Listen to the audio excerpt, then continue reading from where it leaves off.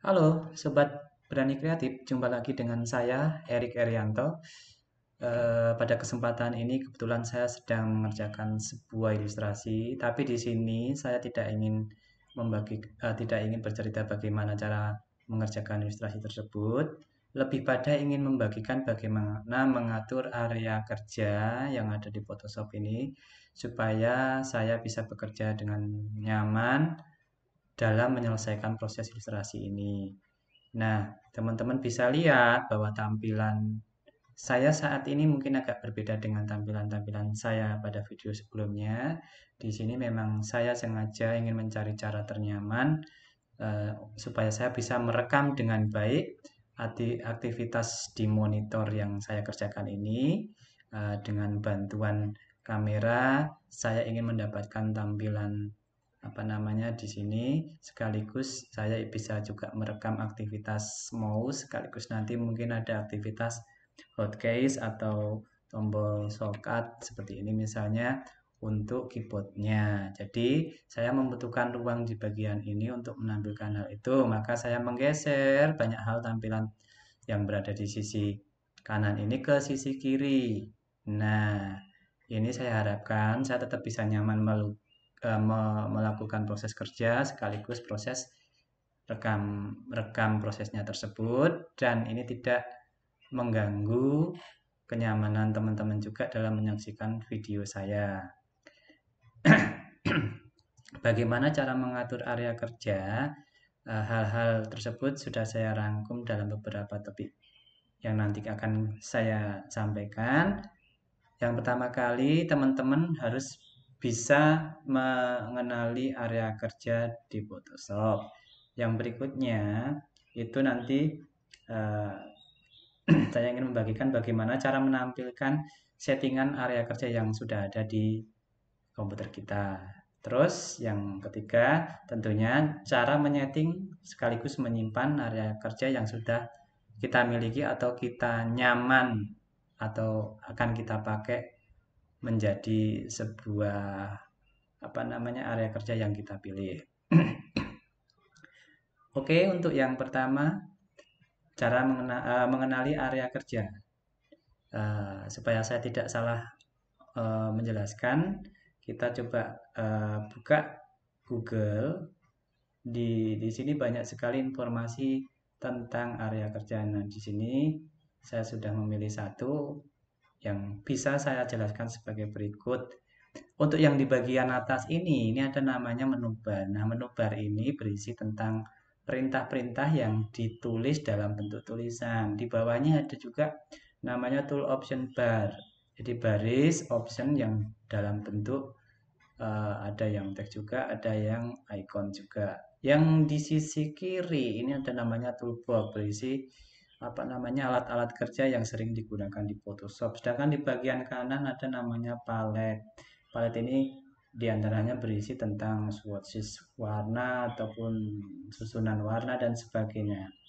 Terus di bagian bawah apa nanti tool option bar itu ada namanya eh, tab atau tabulasi halaman kerja. Ini akan bisa menjadi banyak tergantung jumlah file yang teman-teman buka. File yang aktif tentunya akan tersorot sebagai lebih terang daripada tabulasi yang lain. Nah, di bagian bawah sendiri ini sebenarnya masih ada lagi namanya status bar. Bagian ini nanti akan menampilkan detail informasi dari proses atau file yang teman-teman kerjakan. Jadi informasi-informasi terkait hal tersebut nanti akan tampil di bagian status bar ini. Oke, untuk apa namanya sekilas pemahaman tentang menu tadi, tentang workspace tadi sudah kita dapatkan. Untuk langkah selanjutnya adalah bagaimana cara menampilkan area kerja yang sudah ada dalam settingan komputer kita. Caranya cukup mudah, teman-teman. Jadi, sebenarnya Photoshop itu sudah punya beberapa apa namanya workspace atau settingan area kerja yang disediakan.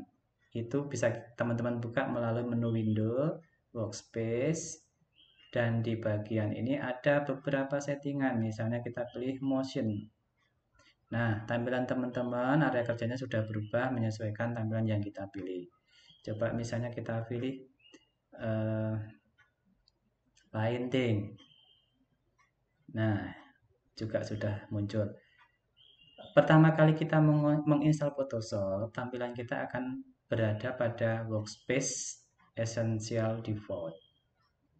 Tetapi teman-teman juga sudah bisa lihat bahwa di sini tampilannya pun sudah berantakan karena saya acak-acak atau mungkin karena saya gunakan settingan tersebut untuk sudah saya ubah settingan tersebut. Jadi mungkin saya gunakan untuk kebutuhan lain sehingga tampilan tersebut saya ubah. Nah, sebenarnya teman-teman bisa mengembalikan ini tampilan apa namanya? Mengembalikan tampilan ini seperti default awalnya. Oke, bagaimana caranya? Caranya cukup mudah teman-teman. Jadi teman-teman cukup masuk ke menu edit. Di sini ada bagian namanya preference. Terus kita pilih general ataupun workspace. Kalau workspace nanti kita akan langsung masuk ke tabulasinya. Kalau general nanti kita masih masuk untuk memilih tabulasi workspace. Nah, saya klik workspace-nya langsung. Nah, di bagian ini ada namanya, ini sudah masuk ke tabulasi workspace, ada namanya restore default workspace. Nah, saya akan restore ke defaultnya. Klik OK. Nah, maka sebenarnya settingan itu sudah bisa dikembalikan ke default. Tetapi kenapa tampilan di sini belum kembali? Karena kita belum reset. Teman-teman bisa masuk ke Windows Workspace di bagian Essential Default ini. Teman-teman reset ke esensialnya yang sudah kita reset tadi. Nah, maka tampillah area kerja seperti pertama kali kita masuk ke Photoshop. Oke, teman-teman. Karena saya sudah menyimpan area kerja yang saya gunakan tadi, maka ketika saya ingin mengganti ke area kerja yang saya gunakan, tinggal klik Erik Erianto. Oke, cara menampilkan area kerja sudah dipahami. Untuk berikutnya, bagaimana menyeting dan menyimpan area kerja. Nah, tadi saya sudah punya settingan area kerja namanya Erik Erianto. Bagaimana sebenarnya cara menyetingnya?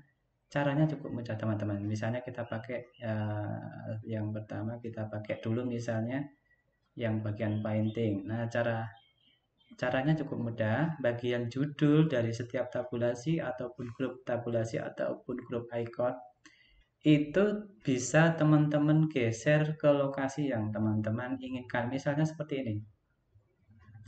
Swatches ini mau saya pindah di bagian sini. Nah, teman-teman cukup dengan klik dan drag bagian judul tabulasinya.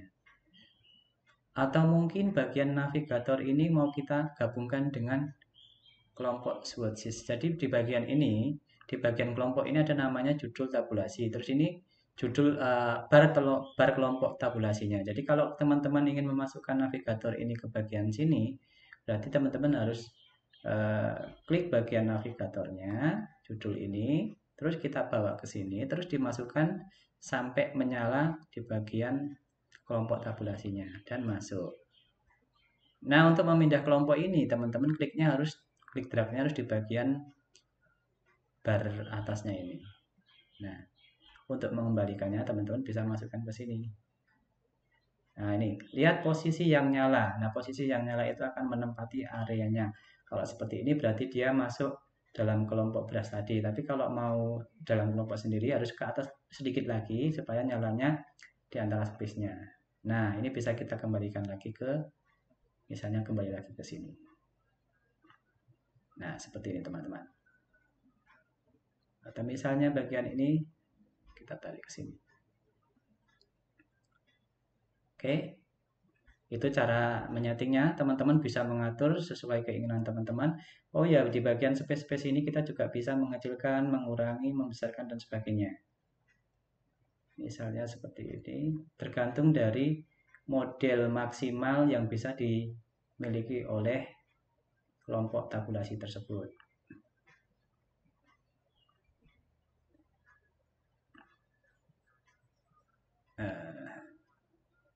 misalnya seperti ini. Nah, ini masih bisa kita besarkan. Oke, misalnya seperti ini. Masih bisa kita besarkan, masih bisa kita kecilkan. Coba yang ini. Nah, ini tidak bisa. Oke, setelah kita nyaman dengan settingan kita, bagaimana cara menyimpannya? Cukup mudah. Teman-teman masuk lagi ke Windows Workspace dan New Workspace. Setelah itu berilah nama, misalnya ini painting acak, ya misalnya seperti itu. Terus bagian ini kita centang aja supaya nanti semua tampilan itu kita bisa save. Oke, misalnya saya kembali lagi ke workspace yang essential default ini seperti ini. Saya ingin menggunakan tampilan tadi, cukup dicari aja hasil simpan tadi. Misalnya tadi di painting aja. Oke, gitu ya teman-teman caranya. Oke, saya kembalikan ke tampilan awal saya yang sudah saya miliki tadi. Karena saya menyimpan di nama Erik Erianto, saya klik di bagian ini. Oke, tampilan sudah kembali seperti sebelum saya memulai video. Begitu teman-teman cara menyeting area kerja sehingga kita nyaman memakai area kerja yang kita miliki ini untuk memaksimalkan pekerjaan kita di Photoshop. Demikian teman-teman, jika video ini sangat membantu ataupun bermanfaat, silahkan tekan subscribe maupun like. Tapi jika teman-teman tidak suka, tidak perlu subscribe dan aktifkan lonceng, karena untuk berikutnya saya ingin menampilkan video proses dari ilustrasi ini dan membagikannya melalui channel saya ini. Supaya teman-teman dapat notifikasi, silahkan aktifkan loncengnya. Terima kasih dan semoga video ini bermanfaat. Kreatif aja dulu, jangan menunggu mahir, jangan menunggu canggih, apalagi harus menunggu tua. Terima kasih teman-teman. Bye-bye.